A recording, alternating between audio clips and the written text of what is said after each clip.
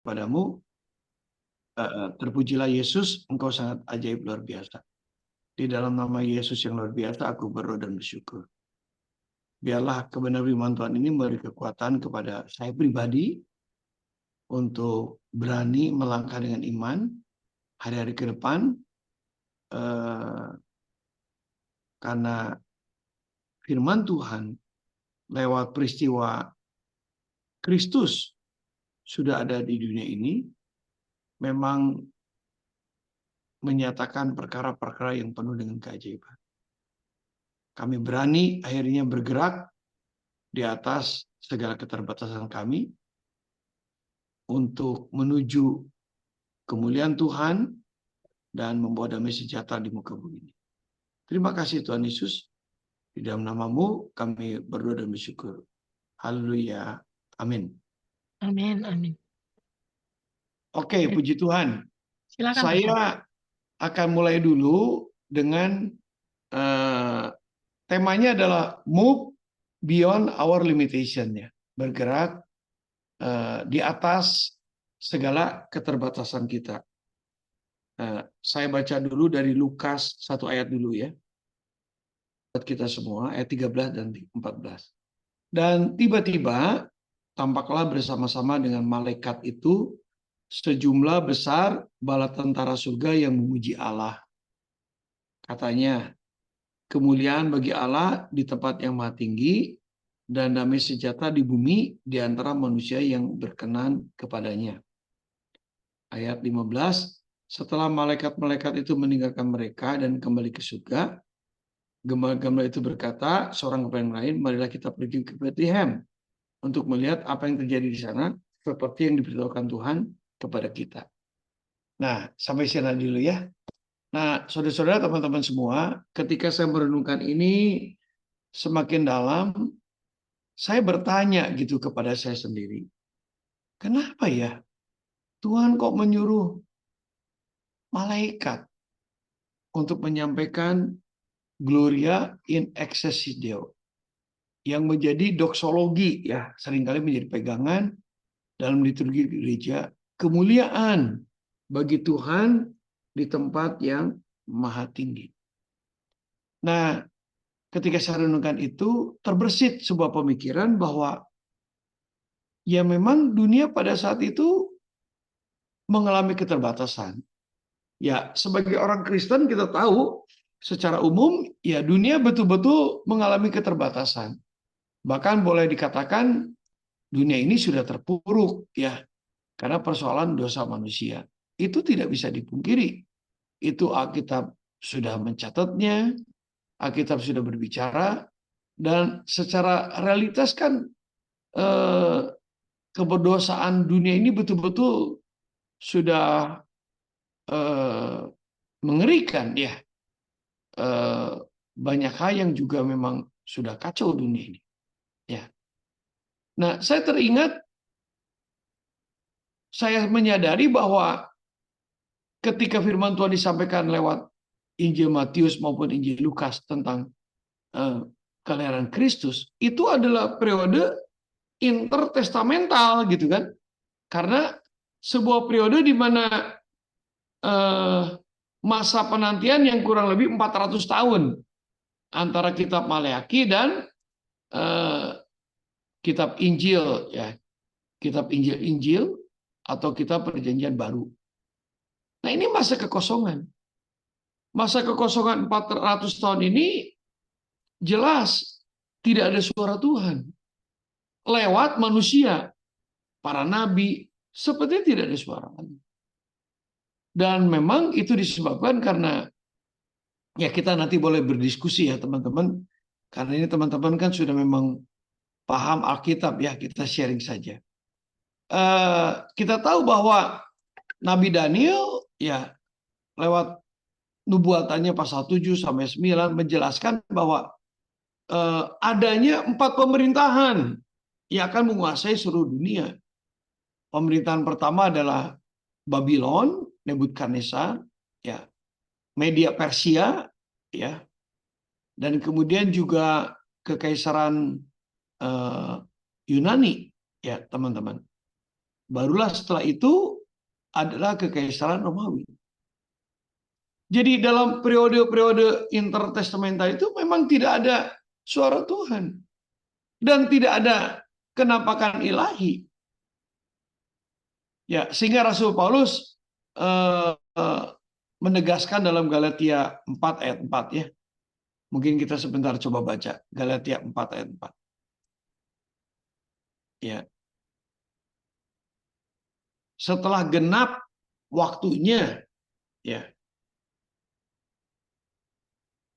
Tuhan Galatia 4 ayat 4. Ya. Tetapi setelah genap waktunya maka Allah mengutus anaknya yang lahir dari seorang perempuan dan takluk kepada hukum Taurat. Ya, Galatia 4 ayat 4. Ya, tetapi setelah genap waktunya maka Allah mengutus anaknya yang lahir dari seorang perempuan dan takluk kepada hukum Taurat. Nah, setelah genap waktunya ini adalah sesuatu yang sifatnya profetik sudah digenapi, ya, yaitu setelah terjadinya masa intertestamental itu berakhir, ya, maka pada saat itulah Yesus Kristus lahir yang dikandung Roh Kudus dari kandungan seorang perawan yang bernama Maria. Jadi itu satu-satunya alasan teologis bagi saya bahwa kenapa Tuhan menyampaikan berita sukacita itu melalui malaikat. Ya. Jadi tidak heran para gembala itu sangat ketakutan. Bukan berarti memang gembala itu tidak punya keberanian. Saya yakin, sepengetahuan saya, tradisi Yahudi, gembala itu pada malam hari ya berjaga-jaga, saudara. Kalau kita lihat konteks penggembalaan yang diwujudkan oleh tindak tanduknya Perjanjian Lama yang diwakili oleh Raja Daud, bagaimana Daud seorang diri di padang menghadapi beruang, menghadapi singa, ya, melepaskan domba dari cakar beruang, melepaskan domba dari gigitan singa, padahal jumlah domba dan kambing itu hanya 2 atau 3 ekor saja. Jadi menunjukkan sebenarnya gembala ini orang berani, saudara, bukan orang takut. Tapi Alkitab menegaskan sangat ketakutan. Nah, jadi Yesus Kristus lahir ke dunia ini di tengah situasi kondisi yang betul-betul serba terbatas. Ya, serba terbatas.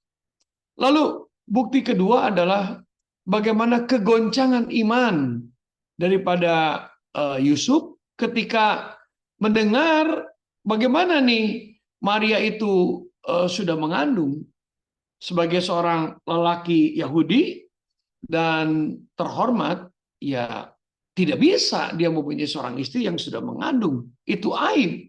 Makanya dengan diam-diam ingin menceraikan Maria, yang pada akhirnya tidak menceraikan Maria. Karena keterbatasan Yusuf dalam mempunyai keimanan, keteguhan hati, bahkan juga pengetahuan tentang mesianik, ini Yusuf betul-betul terbatas. Tetapi yang luar biasa itu, keluarga kudus yang terbatas ini, dia tetap pergi, saudara, ya, menempuh jarak kurang lebih 150,6 km dari Nazaret menuju Bethlehem, ya, untuk memenuhi ketetapan sensus. Di tengah Maria sudah mengandung genap waktunya. Kalau kita sekarang ke Yerusalem atau googling melalui Google Map, akan terlihat jarak memang dari Nazaret itu kurang lebih 150,6 km ke Bethlehem bisa ditempuh 1 jam, kurang lebih 1 jam lebih. Oleh karena kendaraan dan sudah adanya jalan highway. Tapi ribuan tahun yang lalu belum ada, teman-teman, saudara-saudara. Jadi betul-betul mereka dalam sangat keterbatasan itu. Saya merenungkan ya, betapa ya mungkin ada hentakan dari bayi, situasi kondisi, menyakitkan, melelahkan. Saya tidak tercatat dalam Alkitab, ya, kecuali mungkin kita selidiki di ensiklopedia yang betul-betul qualified. Di mana Yusuf dan Maria menginapnya ketika perjalanan dari Nazaret sampai ke Bethlehem? Apa mereka tidak menginap? Kalau tidak menginap, bagaimana keledainya? Apa sakit dan lain sebagainya? Alkitab tidak mencatat. Tetapi yang jelas bagi saya, mereka terus bergerak, saudara. Dalam segala keterbatasan hidup mereka, mereka bergerak. Ya, sampai akhirnya mereka kaget karena orang Majus datang. Apakah orang Majus termasuk orang yang hebat? Of course, ya mereka ahli-ahli astrologi Persia, ya, dan kasih karunia Tuhan yang melimpah sehingga dia bisa tahu persis ada satu bintang yang berbeda. Tetapi sekali lagi segala keakuratannya orang-orang Majus ini, ya, yang datang ke Bethlehem, tidak bisa dipungkiri mereka juga keterbatasan. Akhirnya mereka datang kepada Raja Herodes yang notabene cruel, jahat, ya, kejam, sehingga justru lewat kedatangan mereka lah Raja Herodes menjadi emosi dan marah sampai menggenapkan kebenaran firman Tuhan untuk membunuh semua bayi, saudara. Ya, sehingga terdengar tangisan di Rama, ya. Nah, sementara itu dalam segala keterbatasannya, setelah melahirkan Yesus Kristus, Maria bersama dengan suaminya Yusuf tetap juga dia harus hijrah ke Mesir menunggu Herodes mati dan kemudian kembali lagi kepada Yerusalem. Nah, saudara, dari situasi kondisi ini data Alkitab menjelaskan bahwa ya semua manusia ini punya keterbatasan. Kita sebagai orang Kristen juga ada keterbatasan. Yeremia 10 ayat 23, mungkin satu ayat bisa tolong ditampilkan. Ya, Yeremia 10 ayat 23. Ini mendukung segala alibi tentang kehebatan Kristus, saudara. Ya, artinya di tengah segala keterbatasan itu justru Kristus lahir. Ya, Yeremia 10 ayat 23, saya baca buat teman-teman. Ya, Yeremia 10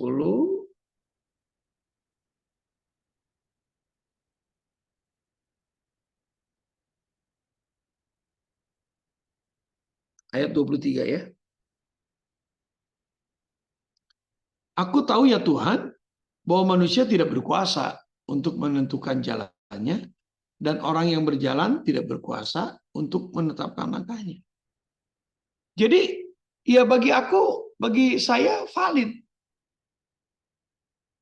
As a human being, ya kita betul-betul mengalami keterbatasan. Tapi lewat peristiwa Natal ini, saya diberi kekuatan iman. Justru dalam segala keterbatasan itu, kita harus bergerak. Ya. Bergerak menuju mana? Kemuliaan bagi Tuhan di tempat yang maha tinggi. Ya, kalau kita bicara kemuliaan, ya ada banyak nanti tafsiran, ya. Tapi kalau kita lihat kronologis, kemuliaan itu adalah ketika kuasa Tuhan tidak dinyatakan di tengah kehadiran tabut perjanjian Tuhan di dalam perjanjian lama. Teman-teman pasti tahu bagaimana perjanjian lama ada tabut perjanjian, dan setiap ada tabut perjanjian mereka percaya Tuhan, the presence of God, Tuhan, God is here, Tuhan itu hadir, ya. Dan kalau Tuhan hadir sudah pasti dengan segala otoritas dan kuasanya. Tetapi ternyata kehadiran tabut perjanjian Tuhan satu kali pada waktu Samuel Imam Eli, maksud saya 1 Samuel 1 Imam Eli di mana anak-anaknya Hofni Pinehas berperang melawan Filistin, dan pada saat itu orang-orang Filistin begitu scare, takut ya. Wah, ini sudah pasti nih kalah total, luluh lantak. Kenapa? God Israel, ya, God of Israel gitu, betul-betul datang dan menyatakan kuasanya. Jadi ketika tabut perjanjian itu dibawa, seluruh peperangan pada waktu itu musuh-musuh tahu persis, sadar betul. Pokoknya kalau orang Israel sudah bawa tabut perjanjian, sudah deh, hasil akhirnya adalah kalah gitu saudara. Ya. Nah, tetapi justru ketika Hofni Pinehas, anak-anaknya Nabi Samuel membawa tabut perjanjian itu, mereka kalah. Sehingga istri daripada Hofni mengatakan, Ikabod telah kehilangan kemuliaan Tuhan. Dan Nabi Samuel sampai kaget, terjengkang, dan kemudian mati. Jadi bergerak di atas segala keterbatasan, kita menuju kemuliaan Tuhan, maka sebenarnya adalah bagaimana Yesus Kristus Tuhan hadir dalam hidup kita secara pribadi, dan Tuhan hadir di atas atau di dalam seluruh aktivitas rencana kita ke depan. Ya. Jadi justru di tengah segala keterbatasan kita, maka kita percaya bahwa kehadiran Tuhan memampukan Anda dan saya menyelesaikan seluruh persoalan kehidupan sampai garis akhir dengan gilang gemilang. Atau dengan kata lain, kita tidak pernah jadi pecundang, kita tidak akan pernah menjadi kalah, tetapi Anda dan saya bersama dengan Kristus itulah kita akan lebih daripada pemenang. Ya. Jadi sekali lagi teman-teman, ya, move beyond our limitation harus dimulai dengan percaya dengan segala keterbatasan Anda dan saya. Tetapi apapun yang kita kerjakan harus memuliakan Tuhan. Nah, konsep kemuliaan Tuhan di dalam perjanjian baru adalah Yohanes 15 ayat 8. Dalam hal ini Bapakku dipermuliakan jika kamu berbuat banyak, saudara. Jadi kemuliaan Tuhan bukan sekedar perkara lekseris, tetapi lebih daripada itu penjangkauan jiwa. Jiwa-jiwa yang mengalami pertobatan. Ya. Dan memang ini sesuai dengan nama Yesus Kristus Tuhan. Matius 1:21 mengatakan, call his name Jesus. Panggil namanya Yesus karena Yesus menyelamatkan semua manusia dari segala dosa. Nah, zaman sekarang teman-teman, saya percaya Tuhan akan mempergunakan Anda dan saya untuk menyampaikan seluruh kebenaran firman Tuhan, untuk menyampaikan berita pertobatan, untuk menyampaikan penuaian jiwa-jiwa, saudara. Ya, karena kasih karunia Tuhan, tanggal 6 November, saya selama 14 hari sampai tanggal 20 November, saya pergi ke Taiwan. Ya, saya bersama rombongan di tim komunitas doa subuh kami setiap pagi jam 4.30 itu. Kami pergi ke Taiwan, ya beberapa orang, ada ya 5 dengan istri saya dan saya 6. Ya. Dan apa yang dilakukan oleh tim kami ini, saudara? Aduh, saya sangat bersyukur. Mereka komitmen. Pak, aku nggak mau pergi main sightseeing dan lain sebagainya. Tapi aku mau ada visi kemuliaan Tuhan, yaitu jangkau jiwa. Mereka antusias, saudara. Mereka tinggalkan bisnisnya, mereka bersama dengan saya 2 minggu. Dan mereka bayar tiket, saya juga bayar tiket. Tidak ada satupun yang dibayarkan. Mereka keluar dari koceknya masing-masing, dan kami pergi ke Taiwan. Ya. Dalam segala keterbatasan itu, wow, pengalaman luar biasa terjadi, banyak pemenangan jiwa. Saya diajarin oleh tim kami, sudah pastor ngomong aja begini, ai, ni hao ma. Ya, bagaimana kabarnya? Ai itu kan panggilan buat seseorang wanita. Ya, ini siangsin ke Yesus. Anda mau percaya kepada Yesus Kristus. Yesus memberikan pengan damai sejahtera. Saudara, ternyata omongan sederhana itu menuai jiwa orang Taiwan. Ada yang menolak, tapi secara umum mereka rindu didoakan. saya doakan, mereka menangis. Bahkan saya diizinkan Tuhan menginjili 2 orang pembunuh orang Indonesia yang ada di Taiwan ya, dengan penjara 28 dan 25 tahun, saudara. Puji Tuhan, saya ketemu, saya cerita dan lain sebagainya, kemudian saya tantang, mau nggak yuk percaya Yesus?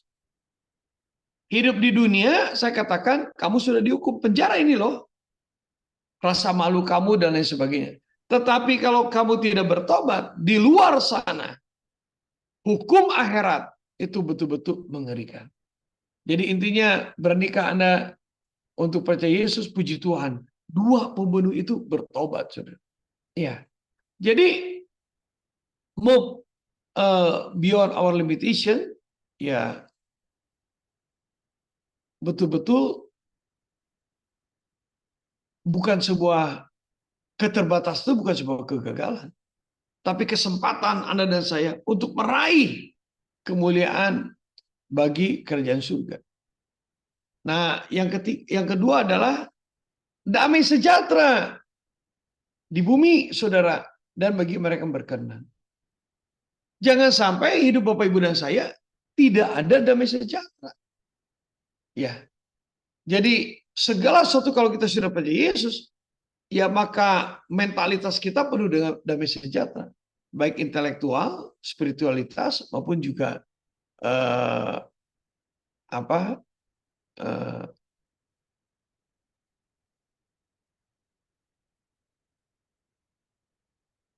secara kedagingan ya. Jadi mentalitas, spiritualitas, intelektualitas maksud saya. Nah, dalam segala keterbatasan itu, ya perlu menghadirkan damai sejahtera. Dan itu dimulai ketika Bapak Ibu dan saya memang berjumpa dengan Yesus Kristus Tuhan. Jadi teman-teman, kesimpulannya adalah, ya nanti kita bisa diskusikan, ya, bahwa jangan takut dengan segala keterbatasan, ya.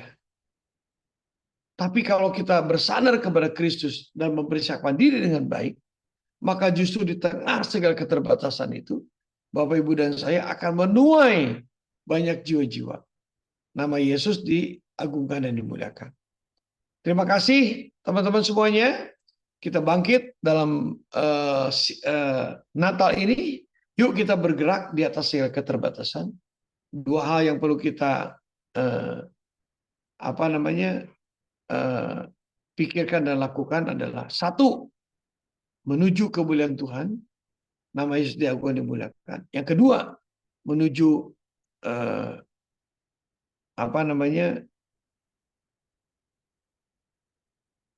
komunitas yang membawa damai sejahtera atau peacemaker, ya. Sehingga nama Yesus dipermuliakan, diagungkan, dan banyak jiwa yang boleh percaya Yesus sebagai Tuhan dan Selamat. Terima kasih. Terus memberkati. Saya serahkan kepada Ibu Ayu.